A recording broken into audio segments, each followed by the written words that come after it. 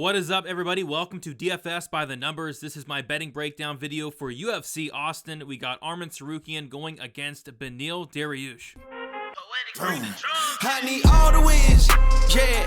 Harder than all that is. You better move, you might get knocked out. Knocked out. You better move, you might get knocked out. Knocked out. You better move, you might get knocked out. Knocked out.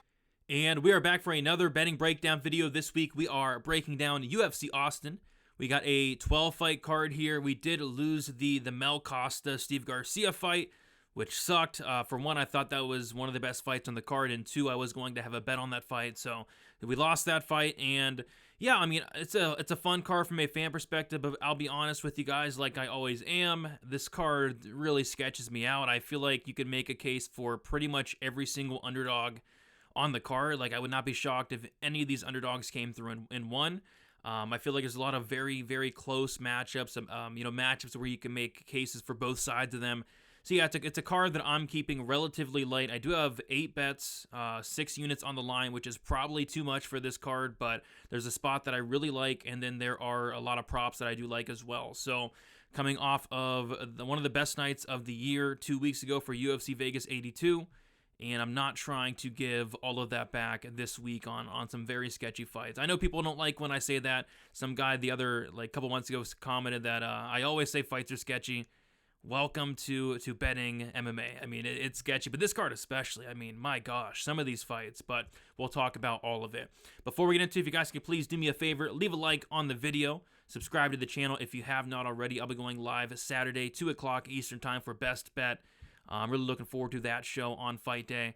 But yeah, going to be going through these fights from a betting perspective and a betting perspective only. If you want a further, more in-depth breakdown on why I'm picking who, on why I'm betting what, I did post a full card breakdown and prediction video earlier in the week. But yeah, guys, I say we get right into it. We're going to start with the very first fight on the card. We got Jamie Lynn Horth going against Veronica Hardy. And there's been some wild line movement on a couple of these fights, this being one of them, the main event, and then there's another fight where there's been ridiculous line movement. I think the Joaquim Silva fight. First look, I'm like, man, I love Jamie Lynn Horth here. At minus 107, right? And I'm like, okay, I'm probably going to bet Jamie Lynn Horth as a pick'em. And I see a lot of love out there for Veronica Hardy, like all last week on the off week, for Thanksgiving week, right? There's a ton of love for Veronica Hardy. I see a lot of Veronica Hardy bets at about a pick'em. Like, people are betting Hardy at a pick'em. So I'm like, okay, maybe this line will flip. Maybe Jamie Lynn Horth will become plus money, right?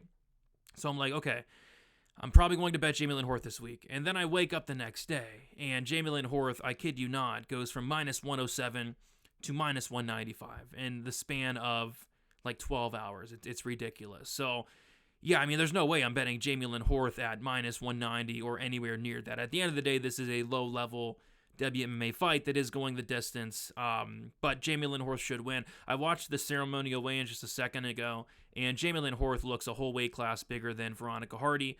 I think that, Veronica Hardy, although I think she probably has made improvements over that long layoff she had, she fought Juliana, not a Killer Miller. I don't know what to really take into account in that fight. Like, Juliana Miller, I don't think she's that great. But at the same time, this line's gotten away. I have no reason to bet it, and nobody should really be going out there and betting Jamie Lynn Horth at minus 190. If you got to pick them, congrats, you did your job. I think you're on the right side, but at minus 190, you won't catch me playing that, passing on the first fight of the card. Moving on, we got a very sketchy fight here, in my opinion. We got Wellington Turman going against Jared Gooden. And to be honest, I kind of thought more people would be on Jared Gooden this week. Gooden's one of these guys that people seem to like. And I was kind of one of those guys, pre-tape, I thought, yeah, I'm probably betting Jared Gooden at plus 160 or whatever he was, just because, Wellington Turman shouldn't be minus 190 against anybody, and he probably shouldn't. But, after digging into the fight a little bit, I'm just not sure Jared Gooden's that great. I'm not sure he's UFC caliber.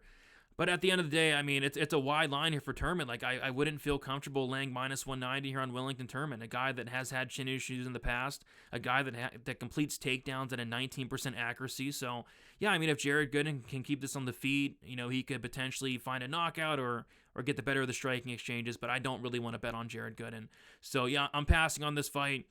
There's no reason for me to bet this fight, a fight that really sketches me out this week. Moving on to Rodolfo Bellato going against Ihor Potieria. We got Bellato is the biggest favorite on the card, and kind of how I'm attacking this is this way. So Rodolfo Bellato is minus 250 to win the fight inside the distance. His submission prop, though, is plus 350, which is interesting considering, I mean, that's his base. I mean, Rodolfo Bellato is a BJJ black belt. He's a good wrestler. He's a very good grappler. And in theory, the path to victory for Bellato would be to take this fight down to the mat and either TKO this guy or sub this guy. But Terry has one path to victory is going to be a knockout, right? Bellato's been knocked out in both of his losses. So, if you're Bellato, you're getting this fight down to the mat and you're styling on this guy. So the knockout prop's only plus 100, but that sub prop at plus 350, it's very interesting considering I think that should be the path here. Obviously, he could knock him out. He could TKO him, but his grappling's really slick, really good, and I like it. So give me Bellato here. I have a half unit shot on the Bellato by submission at plus 350, and then I have a quarter unit shot on the rounds. Bellato sub round 1 plus 540 for a quarter unit. Bellato sub round 2 plus 1600 for a quarter unit. I went 1 and 2 rather than 2 and 3 like I usually do, just because I think this fight is going to end early. I don't really see this fight going 10 minutes. If it did, I'd be kind of surprised. So I went the 1 and 2 rather than the 2 or 3. But the round 3 is like plus 3,500 for what it's worth. So but give me 1 and 2 round sub for Bellato, and then sub in general. And I think it's going to be there. I mean, if he wrestles, it's going to be there. So we'll see if he gets it or not. But at those prices, I'm taking some shots. Moving on, we got Jakar Close going against Joe Solecki. Yeah, close fight. It's one of those fights where you can make a case for both guys. You can make a case for Jakar Close. You can make a case for Joe Solecki. A lot of people are very confident in either side. At the end of the day, for me, I think it's a close fight. Jakar Close, I think, is going to be the better striker. I think his takedown defense is okay, but he can be taken down. He can get controlled, and that's kind of my one concern here with Jakar Close. And Joe Solecki, I don't think he's the best fighter in the world, but his wrestling's solid. His control is top notch. Like, his control is probably the thing I like best about Joe Solecki. Obviously, a really good BJJ black belt as well. I guess it all comes down to, I don't know, I feel like it's one of those damage versus control type decisions where Close probably doing the better work on the feet. Maybe Solecki gets some takedowns, and I think this fight does go 15, so going to be up to the judges. And another thing we haven't really talked about, I mean, this fight is in Austin, Texas, and the Texas judges have just been abysmal the last several years. So yeah, I mean, I think we're going to get probably some bad decisions. It might come on this fight as well. It's not really something I want to deal with. I'm going to take Close to win the fight, but it could honestly go either way in my opinion. I don't really feel like laying chalk here. So yeah, passing on this fight. Moving on, we got Zachary Reese going against Cody Brundage. I do have a bet here, so yeah, it's another sketchy fight for sure. I mean, both these guys are extremely untrustworthy, especially Cody Brundage. Brundage is probably one of the most hit-or-miss fighters in the UFC, right? Like, sometimes Cody Brundage looks incredible, knocking out Tresean Gore, even almost finishing Rodolfo Vieira in the first round in their fight, submitting Dolce Langambula in the first round. Like, Cody Brundage shows flashes of brilliance, right? And on the flip side, in some fights, he just looks just terrible. I mean, that SD Dumas fight, I'm not sure what happened there. I know it was a short notice fight, but Cody Brundage landed only 3 strikes across 3 rounds. He averaged like a strike per round, which is it's amazing. I mean, that's amazing to do. But I don't know. At the same time, Zachary Reese, we don't know anything about him. He's fought nobodies. I mean, if Zach Reese wins this fight, it's going to be his best win by a mile. So I don't want to really bet Zachary Reese at minus 230, but at the same time, I don't really want to lay any money on Brundage. But what I do want to lay money on is the under 1.5 rounds. For Cody Brundage, between Contender Series and the UFC, he has 8 fights. 6 of those 8 fights have finished under 1.5 rounds. For Zachary Reese, this guy has 6 professional fights.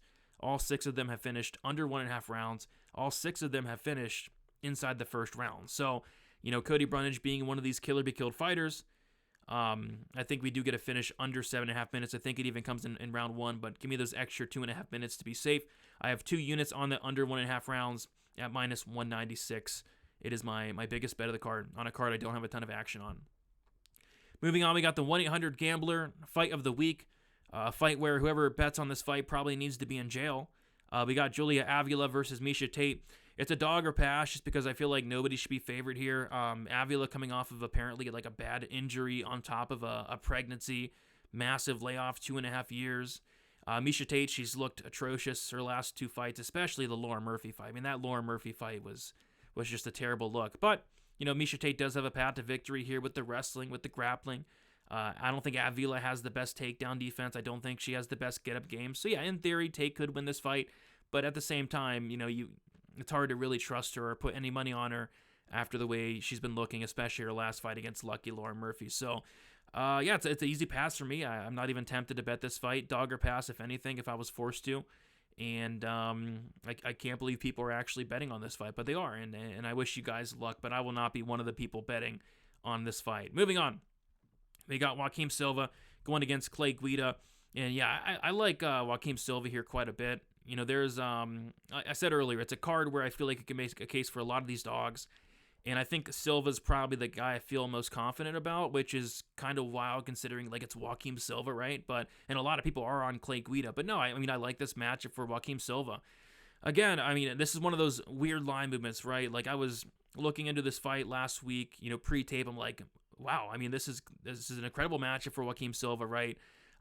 He's going to be dangerous wherever the fight goes. Clay Guida, 42 years old, 61 fights under his belt. Silva has a ton of power, BJJ black belt. Guida's been submitted so many times. Yeah, on paper, this is a great matchup for Joaquim Silva. The line was like minus 182. I go to research the fight. I get done with my research the next day, and I kid you not, Silva went from minus 182 to like minus 320 overnight.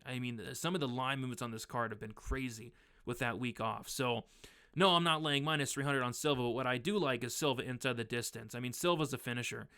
Whether it be by knockout or sub in the UFC, it has been by knockout. He has 3 knockout wins. But I think the sub is very live here. His nickname's Neto BJJ, right? Neto BJJ. You have BJJ in your nickname. You have 0 subs in the UFC. I think it's time to change that. Clay Guida, 11 submission losses. 11, which that has to be like a record. That's incredible. 11 submission losses there for Clay Guida. And yeah, Silva has power on the feet. I could see a club and sub. And if Guida does wrestle, Guida's been submitted a ton. And Silva's a legit BJJ black belt. He's a really good grappler. No subs yet, but I think that could change here. So I have 1 unit, Silva inside the distance, minus 105, and then a half a unit on Silva by sub at plus 400. Moving on, we have Punahele Soriano going against Dustin Stoltzfus. And yeah, I have a couple bets here. I think it's a fight Soriano should win. I think if he loses this fight, he should be ashamed of himself. I feel like the UFC's kind of, throwing him a bone here. I think the UFC's trying to go out there and get this guy a highlight reel finish in front of a crowd. And yeah, this is the fight to do it. If he doesn't beat Dustin Stoltzfus, something's wrong here with Soriano. It's a great matchup for him, in my opinion. At least early on, right? Like Soriano, he's going to have, in theory, the wrestling to stuff the takedowns. Dustin Stoltzfus completing takedowns at a 35% accuracy. So yeah, Soriano should be able to stuff takedowns here. And then on the feet, I just don't think it's remotely close. Like Stoltzfus losing striking exchanges to guys like Kyle Dawkins, Gerald Mearshart, Rodolfo Vieira, right? So yeah, Soriano could style on this guy on the feet as long as this fight stays standing. I'd lean towards it doing so. And I think Soriano goes out there and gets a first-round knockout. So what I did do, I put a unit on Soriano to win in either round 1, round 2 on FanDuel Sportsbook at plus 115. And then I have a half unit on Soriano to win by first-round knockout, plus 290. Soriano has 9 wins, 7 of them come in the first round. The one win that he did finish that went to the second round was only 30 seconds into the second round against Stolcha. So I do have some concerns. If this fight does get past that 1.5 round mark, it's going to get very greasy, and maybe Soriano even loses. But that's the reason I'm doing those early Soriano finish props, because I don't think it gets too late into the fight. So yeah, give me Soriano first-round knockout. Moving on, we have Sean Brady versus Kelvin Gastelum. Tough fight to call. This is probably one of the toughest fights to call for me on the card. It's a fight that, I'll be honest, in terms of a pick, I went back and forth on several times. And ended up on the Sean Brady side just because, Kelvin Gastelum, he is coming down to 170 for the first time since 2016. And there's not a ton of, footage out there of guys taking down Kelvin Gastelum. But what I will say is when guys try to take Kelvin Gastelum down, they do. And they're successful doing so. So, yeah, if Sean Brady, who can wrestle, he can grapple, he can control guys. if Sean Brady gets down Kelvin Gastelum, that could be the round. Sean Brady's wrestling's good, but his control's really, really good. These Renzo Gracie Philly guys are incredible grapplers. So, yeah, I could see kind of a situation where another close fight that I think does go the distance. I think Gastelum's going to be getting the better of Brady on the feet, but I can see Sean Brady going for takedowns, getting control. So yeah, it's just another close fight. I'm actually shocked, at where the line's at, considering there's a ton of Kelvin Gastelum love.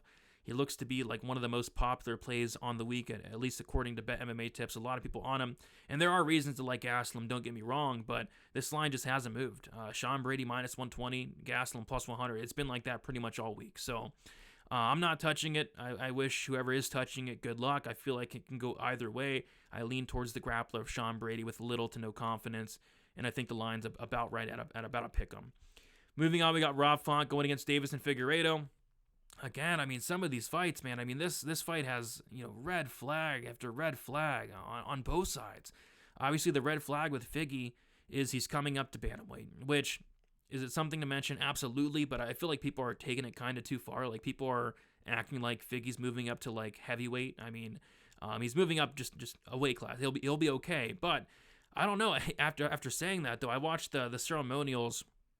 I expected these guys to size up a lot closer than they did. I mean, Font looked much bigger than Figgy, which I don't like. I don't like that at all. So I was kind of on the edge on whether to bet Figgy or not, which I probably shouldn't because I missed the line. This lines came down a lot. Looks like Figgy best price is like plus 110, which sucks. Yeah, so there's red flag. Figgy coming up a weight class. Is Figgy motivated anymore? Does he care anymore? It doesn't look like he cared in his last couple fights against Moreno, so I'm not sure. And then with Font, it's like, where's the durability at? This guy's getting hurt a ton as of late.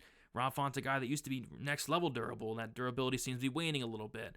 I lean on the Figgy side just because I feel like, it's a striker versus grappler type matchup. I feel like Figgy can go out there and get takedowns here. And even on the feet, although I favor the striking of Font quite heavily, honestly, I do. The minute winning at least. I feel like Figgy is going to get out volume, but Figgy could potentially land a big shot type situation. Another damage minute winning type fight here, and a fight that I think is going to be close. I lean the dog of Figgy, but I missed the line first of all, and I didn't like what I saw at the ceremonials. I think Figgy's a lot smaller than I kind of expected, so it's a pass fight for me, another fight that sketches me the heck out. Moving on, we got Jalen Turner going against Bobby Green. So this is a fight where if I add anything, I'll put it in the comments below, but I don't have a bet on this fight yet. I'm kind of debating on whether to play something here or not. So money's pouring in on Bobby Green, which is interesting because, and I think a lot of that has to do with the weigh-ins, right? But let's be honest with ourselves here. Was there anybody out there that was expecting Jalen Turner to look good, cutting down to 155 on a week's notice? I mean, there shouldn't be anybody that expected that. Like I was shocked Jalen Turner even got to 157 on the first attempt, but he came back and actually made weight. So I was shocked. I thought he was going to 100% miss weight, and he did initially, but he made weight eventually. So yeah, I mean, Jalen Turner, he looked terrible on the scales. He looked terrible at weigh-ins. He missed weight by a pound. He went in and cut that last pound. He did it in like 10 minutes, by the way, which is very interesting. But yeah, ended up making weight, looked bad doing it, but at the ceremonials, he looked good. He looked rehydrated. He looked ready to go, and he looked much bigger than Bobby Green. So I don't know what to do here. There's red flags on the Turner side. The weight cut to 155 on short notice in general. The interviews. I mean, the interviews this week I think is also swaying the lines. I mean, Jalen Turner just seems unmotivated, like he doesn't want to be here. So I'm not sure what to think. Like if this was on a full camp, I'd be a lot more confident in Jalen Turner. But the fact of the matter is that it's not. So I don't know if I'm going to bet this fight. But these Jalen Turner finish props are pretty enticing considering this guy Turner has a 100% finish rate. He's never won a decision. He's never won a fight that went past the third round or past the second round. So I don't know. I don't know. Just another fight that, like I've been saying all the whole video, it's sketching me out, right? But so I don't know what I'm doing yet. Nothing yet. But if I add something, I'll put it in the comments. But I'm not sure I'll quite get there. But yeah, money pouring in on one Bobby Green. Moving on to the main event, we got Beneil Dariush going against Arman Tsarukyan. Another crazy line movement here. When I looked into this fight on like Saturday or Sunday, Tsarukyan was around minus 190, and he went all the way to like minus 335. And there has been some comeback on Dariush, and this is one of those fights where the line's wide, but I think Tsarukyan gets his hand raised. I feel like it's competitive. I feel like it's going to be very competitive up until it's not, if you know what I mean. Like I feel like skill for skill, these guys are super close. It's just Tsarukyan's much younger. Sarukian's the guy that's going to be more likely to make improvements. I think Sarukian's the much more durable fighter, and I think durability is key here across 25 minutes. Sarukian's been finished once in 23 fights, whereas Dariush has been finished in all 5 of his losses. The durability has always been a huge concern. So I just personally see Sarukian catching Dariush at some point in this fight. I thought about maybe the late props, but it could be early as well. So nothing really sticking out here. Sarukian inside the distance, I think, would be an interesting way to get the line down, just considering Dariush has never lost a decision, and he's been finished 5 times, but it's not something that really entices me all that much. So, going to be passing on the main event. I know people don't like passing on the main event, but I don't really like anything on it, so it's a pass for me. All right, going to do a quick recap of the bets. Don't have a ton this week, but Silva inside the distance, 1 unit minus 105. Silva sub, half a unit plus 400. Soriano wins in round 1 or round 2, 1 unit plus 115. Soriano KO1, half a unit plus 290. Bellato sub, half a unit plus 350. Bellato sub 1, quarter unit plus 540. Bellato sub 2, quarter unit plus 1600. And then Reese Brundage under 1.5 rounds, 2 units minus 196. I may add something on the Jalen Turner Bobby Green fight. If I do, it'll be in the comments below, and I'll pin it, but I'm not even sure if I will. We'll see. But that is one of the fights I am looking at potentially adding something, but I'm not 110% sure, with which, if I'm not 110% sure, I probably should pass. So we'll see. Be on the lookout, though. Best of luck, everybody, for UFC Austin.